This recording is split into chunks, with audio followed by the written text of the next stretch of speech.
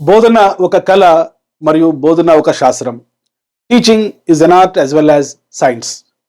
గతంలో గురుకులాలలో ట్రైనింగ్ లేకుండా టీచర్స్ ఉండేవారు.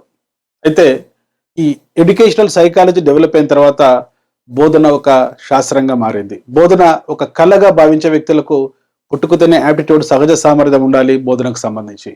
బోధన ఒక శాస్త్రంగా భావించే వ్యక్తులు సరైనటువంటి ఉపాధ్యాయ శిక్షణ తీసుకోవాలి. సో గతంలో మనం ఎలా బోధించాలి, ఏమి బోధించాలి, ఎక్కడ బోధించాలి, ఎందుకు బోధించాలి అనే ప్రశ్నలకు ఆన్సర్ ఇవ్వడానికి మెథడాలజీ నేర్చుకునే వాళ్ళం బిఎడ్, డిఎడ్ స్థాయిలో. సో ఈ మెథడాలజీ అనే పదం 2005 నేషనల్ కరికులం ఫ్రేమ్వర్క్ తర్వాత రీప్లేస్ అయింది పెడగాజీగా. So methodology is teacher oriented. So మెథడాలజీలో మెథడ్ అనే పదం అర్థం ఏంటంటే సిస్టమాటిక్ ప్రొసీజర్ ఇన్ టీచింగ్. కనుక ఇక్కడ ఉపాధ్యాయుడు ఏమి బోధించాలి, ఎలా బోధించాలి తానే నిర్ణయం తీసుకుంటాడు. ఇది చైల్డ్ ఓరియంటెడ్ కాదు, టీచర్ సెంటర్డ్. కాబట్టి మెథడాలజీ అనే పదం, పెడగాజీ అనే పదం బోధనలో ఆవిర్భవించింది. ఈ పెడగాజీ అనేటువంటి పదాన్ని మనం గమనిస్తే 2 గ్రీక్ పదాల నుంచి గ్రహించబడింది ఈ పదం. పైడస్, ఎగగో. సో పైడస్ అంటే శిశువు, ఎగగో అంటే దారి చూపడం.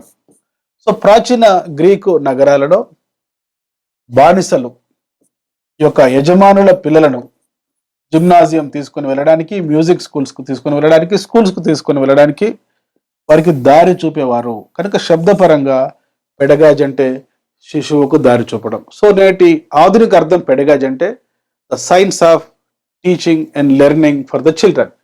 ఆండ్రోగాజ్ అంటే the science of teaching and learning for the adults. So pedagogue అంటే science of teaching and learning for the children. So ఈ పెడగాజీ కొన్ని ప్రశ్నలకు ఆన్సర్ ఇస్తుంది. నాటి గురుకుల టీచర్ నుంచి నేటి గ్లోబల్ టీచర్ వరకు, నాటి సోక్రటీస్ నుంచి నేటి 21st టీచర్ వరకు బోధనలో, అభ్యసనంలో కొన్ని సమస్యలు ఎదుర్కొంటారు. ఎలా బోధించాలి, హౌ టు టీచ్, ఏమి బోధించాలి, what to teach, why to teach, ఎందుకు బోధించాలి, వేర్ టు టీచ్, ఎక్కడ బోధించాలి. ఈ ప్రశ్నలకు ఆన్సర్ ఇస్తుంది పెడగాజీ. డిఎడ్, బిఎడ్ స్థాయిలో మీరు పెడగాజీ నేర్చుకొని ఉంటారు. ఒకవేళ నేర్చుకొని ఉండకపోతే వెంటనే డాక్టర్ మోజస్ ఎమిలీ అకాడమీ అనే మా యూట్యూబ్ ఛానల్ను సబ్స్క్రైబ్ చేసుకోండి. గతంలో నేను అప్లోడ్ చేసిన వీడియోస్ షార్ట్ చూడండి. ఈ education psychology, perspectives in education, pedagogy పైన మీకు ఒక మంచి సమగ్రమైన అవగాహన కలుగుతుంది. ఇక్కడ అడిగిన ప్రశ్న, an effective teacher is one who knows. ఒక ప్రభావవంతమైన ఉపాధ్యాయుడికి ఇవి తెలిసి ఉంటాయి. ఎలా బోధించాలి, ఏమి బోధించాలి, ఎందుకు బోధించాలి, ఎక్కడ బోధించాలి. ఏబిసిడి. ఆన్సర్ ఏంటంటే ఇక్కడ 3 ఏబిసిడి. ఇవన్నీ తెలిసిన వ్యక్తే. ఎలా బోధించాలి, ఏమి బోధించాలి, ఎందుకు బోధించాలి, ఎక్కడ బోధించాలో తెలిసిన వ్యక్తే ఒక ప్రభావవంతమైనటువంటి టీచర్, ఎఫెక్టివ్ టీచర్. మీరు ఎఫెక్టివ్ టీచర్ కావాలంటే పెడగాజీ కేవలం మార్కుల కోసం కాకుండా మీ బోధనలో మార్పుల కోసం నేర్చుకోవాలి. సో ఇక్కడ మొదటిది ఎలా బోధించాలి, హౌ టు టీచ్. చాలా మంది టాక్ అండ్ చాక్ మెథడ్లో మాత్రమే బోధిస్తుంటారు. బోధనలో మ్యాక్సిమ్స్ ఆఫ్ టీచింగ్స్ ఉంటాయి. అంటే తెలిసిన దాని నుంచి తెలియని దానికి బోధించడం, known to unknown, example to principle, concrete to abstract, empirical to rational, specific to general. ఇవన్నీ కూడా మ్యాక్సిమ్స్ ఆఫ్ టీచింగ్. అదేవిధంగా మైక్రో టీచింగ్ లో స్కిల్స్ ఆఫ్ టీచింగ్ మనం నేర్చుకున్నాం. బోధన నైపుణ్యాలు, introducing the lesson, explanation, using black board, illustration with example, listening, stimulus variation, reinforcement. ఇవన్నీ కూడా స్కిల్స్ ఆఫ్ టీచింగ్. ఇవి తెలిస్తే మనకి ఎలా బోధించాలో తెలుస్తుంది. అదేవిధంగా బోధనలో కొన్ని మెథడ్స్ ఆఫ్ టీచింగ్ ఉన్నాయి. Lecture method, lecture cum demonstration method, historical method. Historical మెథడ్లో biographic method, anecdotal method, evolution, అదేవిధంగా source method, laboratory method, heuristic method, project method, discussion method, socialized recitation method. ఇవన్నీ కూడా మెథడ్స్ ఆఫ్ టీచింగ్. అదేవిధంగా బోధనలో కొన్ని techniques ఉన్నాయి. Brain స్టోమింగ్ అనేది ఒక టెక్నిక్, క్విజ్ అనేది ఒక టెక్నిక్, డ్రామటైజేషన్ అనేది ఒక టెక్నిక్. అదేవిధంగా బోధనలో కొన్ని ఉపగమాలు ఉన్నాయి, approaches of teaching. 5E learning approaches. Roger ఈ బేబీ రూపొందించిన 5E learning approach: engage, explore, explain, elaborate and evaluate. Approaches of teaching అనేది ఒక బోధనకు సంబంధించిన plan. Constructivist approach, problem solving approach. ఈ ప్రాబ్లమ్ సాల్వింగ్ అప్రోచ్లో ఉండే inductive, deductive, analysis, synthesis methods. అదేవిధంగా collaborative learning, concept map approach. So approach అనేది బోధనకు సంబంధించిన సమగ్రమైన ప్లాన్. టెక్నిక్ అనేది బోధనలో ఉపయోగించేటువంటి ఒక డివైస్. మెథడ్ అనేది systematic procedure in teaching, skill అనేది expertized activity in teaching, maxims of teaching అంటే రూల్స్ ఆఫ్ టీచింగ్. ఇవన్నీ తెలుసుకుంటే ఎలా బోధించాలో మనం తెలుసుకుంటాం. ఇవి తెలియని అన్‌ట్రైన్డ్ టీచర్స్ పాఠం చెప్పేటప్పుడు ఎలా బాధించాలి అని తెలుసుకుంటారు. సో పెడగాజీ తెలుసుకున్న టీచర్స్ ఎలా బోధించాలి, అద్భుతంగా విద్యార్థులను ఏ విధంగా ఆకట్టుకోవాలో ఈ యొక్క అంశాలు నేర్పిస్తాయి. అదేవిధంగా ఏమి బోధించాలి, వాట్ టు టీచ్. ఫిలాసఫీలో మనకు మెటాఫిజిక్స్ అంటే సో వాట్ ఈజ్ రియాలిటీ చెప్తుంది, ఎపిస్టమాలజీ అంటే వాట్ ఈజ్ నాలెడ్జ్ అని చెప్తుంది, ఆక్సియాలజీ వాట్ ఆర్ ద వాల్యూస్ అని చెప్తుంది. సో ఇవి తెలిసినటువంటి విద్యావేత్తలు రూపొందించిన సిలబస్ కరికులంను మనం బోధించాలి. వై టు టీచ్, ఎందుకు బోధించాలి.